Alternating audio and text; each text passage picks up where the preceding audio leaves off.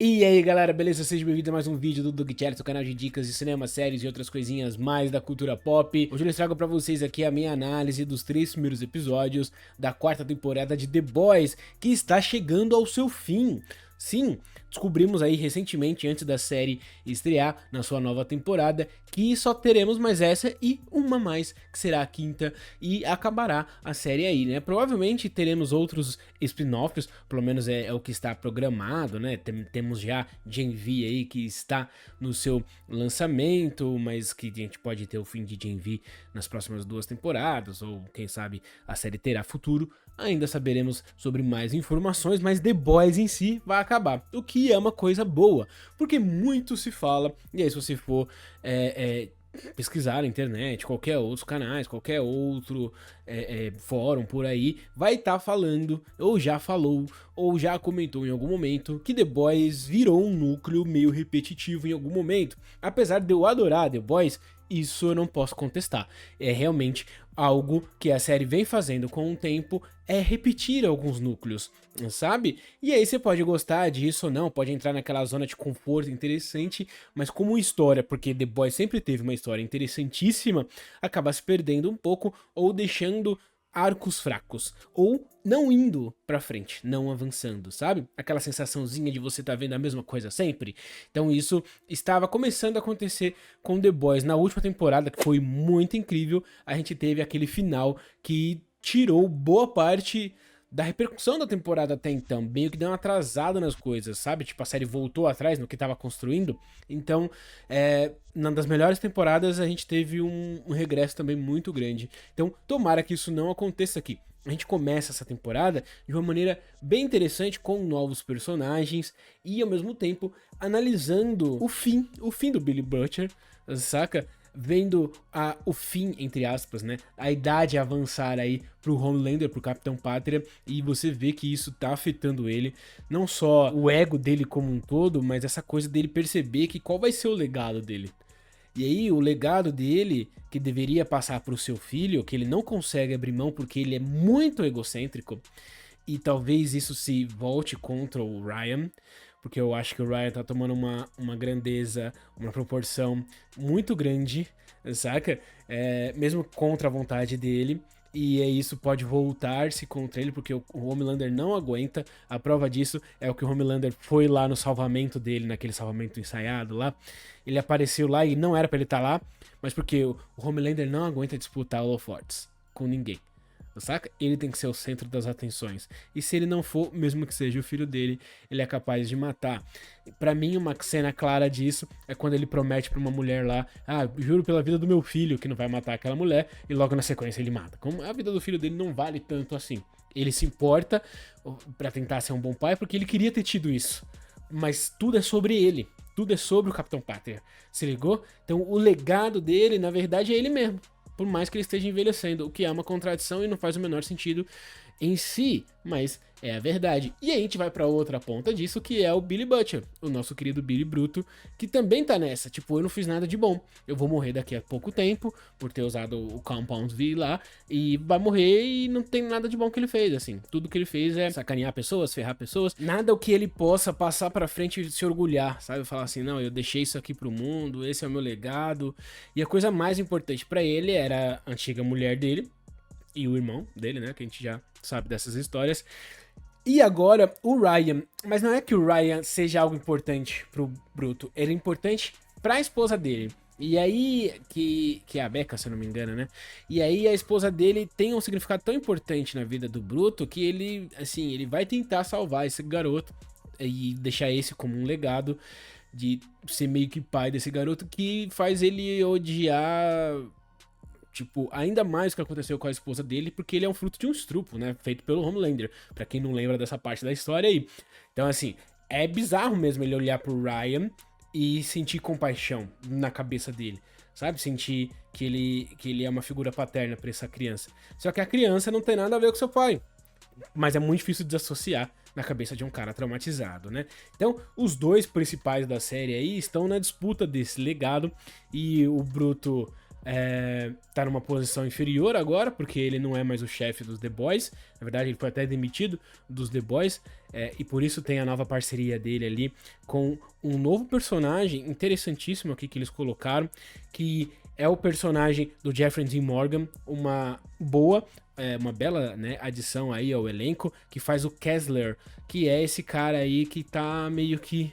Também é do governo, mas você não sabe qual agência direito ele pertence, é a CIA ou se é uma parte da CIA meio escusa, não dá pra saber ainda, mas o Jeffrey Dean Morgan tem um carão de filha da mãe ali e um filho da mãe que faria o necessário pra sobreviver, que é o que o Bruto, né, ou o Butcher, precisa fazer geralmente, né, é a cabeça dele, mas ele vai conseguir fazer isso com o Ryan? Essa é a questão da temporada até aqui. E aí, na outra parte, que é o Homelander agora tem tudo que ele quer. Ele brigou pra ter tudo o que ele quer, porque ele era mandado por pessoas, ele era, né, ele não conseguia ser o centro das atenções porque ele era comandado por outrens ou pela empresa em geral, e aí agora que ele é meio que a cara da Vault e também o executivo-chefe da Vault, basicamente, ele é o dono da parada quase toda, ele, tipo, tá entediado, porque tudo é muito fácil, porque não tem um grande propósito, porque as pessoas ficam bajulando ele o tempo todo, e ele se incomoda tanto com aquele negócio lá da Starlight, que ele chama aqui a Mana Sábia, a Sister Sage, pra ser a sua... Eu pensei que ia ser só uma coisa meio de bastidores, saca? Mas aí eu lembrei que no trailer ela tinha uniforme, né? Então, ela meio que, cara, é a mente por trás do político. Porque ele quer ser um político. Na verdade, ele quer ser dono do país, porque só ele importa. E aquela parada dele apoiar a Norman lá, a Victoria Neumann, na verdade, pra ter uma super como vice do candidato à presidência e poder tirar o cara e colocar ela no lugar. Mas na verdade eu creio que ele vai tentar um golpe de estado, assim como uma alusão ao Donald Trump, porque o próprio criador falou que o Homelander é a alusão ao Donald Trump, não estou inventando, tem um monte de notícias sobre isso por aí, já foi falado mais de uma vez, diga-se de passagem, e aí você vê que tá interessante ele tentar esse golpe de estado, e aí ele tem agora a Mana Sábia, a Sister Sage aí, que é esta pessoa que é a pessoa mais inteligente do mundo e que tá articulando as coisas nos bastidores políticos, jogando um grupo contra o outro, fazendo a humanidade se destruir pra surgir um salvador, e esse salvador a gente já sabe quem é o Homelander, né? Interessante da parte dele, eu não sei se ela tá tão nesse plano assim, ou se ela tá usando o Homelander, né, a Mana Sábia, então eu não sei ainda, mas, porém, contudo, entretanto, ela tá ajudando ele com todos os espectros aqui, inclusive recrutando a nova membra do grupo, né, que é a Espoleta, que em inglês é a Firecracker, tá ligado? Que, assim, é só aquela pessoa que fala muito na internet, na verdade ela é o Monark da É basicamente isso, e que tem todas aquelas teorias das conspirações, e que fala um monte de coisa, de abobrinha, pra dar um propósito, como ela mesmo diz aí no segundo ou terceiro episódio, naquela TrueCon, naquela teoria da conspiração ali, que na verdade eles acham que tudo aquilo é a verdade do universo, terraplanismo, white power e coisas racistas, enfim, e ao mesmo tempo um monte de bullshit que ela acaba jogando na cara, como vacinas, não funciona, aquelas coisas todas, sabe? Sabe aquele discursinho de extrema ultradireita? E sim, The Boys tem um lado, e assim, ele não precisa ser necessariamente de esquerda, mas The Boys tem um lado, que é contra a extrema-direita. Isso é fato, isso é óbvio, tá na cara de quem tá assistindo. E o mais legal é ver um monte de gente que se considera nerd, que se considera esperto, que assiste a série e que ama a série por causa do sangue, porradaria, nudez, escrotice que a série tem, e não percebe que ela tá zoando todos esses nerds e todos esses caras que pensam desse jeito. Saca? Todas as falas, como um quadrinho lá que a coisa apresenta lá, que é tipo Jesus, armas e Bíblia. E aí você fala assim, mano, isso é genial no encontro da Luz e Estrela com a Espoleta, né? E aí isso é genial, porque ele tá criticando a galera que zoa e acredita real que misturar a Bíblia com arma é um bagulho da hora, tá ligado? E assim, é isso, a gente já viu The Boys criticando tudo e todos os espectros políticos, mas principalmente os extremistas e os da direita especificamente. E as coisas mais legais que a série traz, quando a gente fala só de entretenimento e não de política, apesar que eles não conseguem diferenciar aqui, são as loucuras de sangue, de sexo. Tem Tem uma cena aqui que é uma mistura de centopeia humana, uma recriação de centopeia humana que é um absurdo. E também é pra ridicularizar o quanto essa galera é meio idiota, tá ligado? Daquela TrueCon lá. Assim, é uma cena bizarra. E ao mesmo tempo revela muito sobre o que o criador acha dessa galera, né? E você tem desconstruções, assim, como o caso da Luz Estrela, ou Starlight, que tem toda essa galera que ela precisa liderar, só que ela não quer liderar como Starlight, ela quer liderar como uma pessoa normal e comum, mas uma pessoa normal e comum não tem força política e midiática o suficiente pra liderar uma galera. Ninguém se importa. Se ligou? Então, talvez ela precise entrar no jogo, como ela já tinha entrado em algumas temporadas, por isso que a gente fala da repetição dos arcos. Ela já tinha entendido que esse era o caminho, mas ela volta atrás, porque ela não quer mais ser essa pessoa.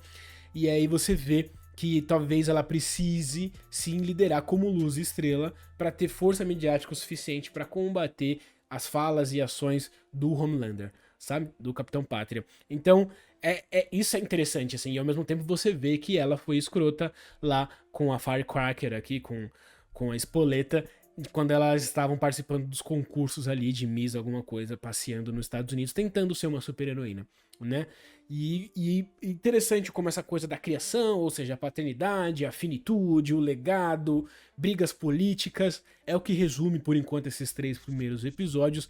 E aí você tem lá o francês em crise existencial, porque ele era um assassino, e aí ele se apaixonou por uma pessoa que foi vítima a família dele foi vítima dele. Aí você tem a Kimiko indo atrás do seu passado, tentando resolver as coisas, né? Também tem essa coisa de tentar se ficar bem de algum jeito desse núcleo e tal.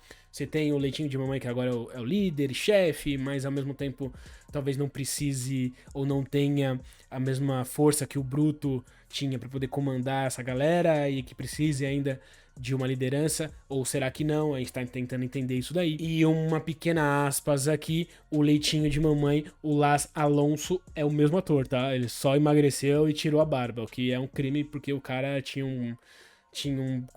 uma carinha ali com barba maravilhosa, linda, e ele tirou a barba e agora ele é irreconhecível e ele emagreceu ainda, ficou, tipo, muito estranho, muito pior, saca? Mas tudo bem, cada um com o seu visual. E o que eu gosto da série, apesar de repetitiva, é que essa sátira é tão grande com os Estados Unidos e com o mundo polarizado que a gente vive hoje em dia, que por mais que seja absurdo e por mais que seja repetitivo, é muito um retrato da nossa realidade, por mais que fosse o extremo da nossa realidade, por mais que ainda seja, mas é tão próximo de se tornar real, às vezes que dá medo, sabe?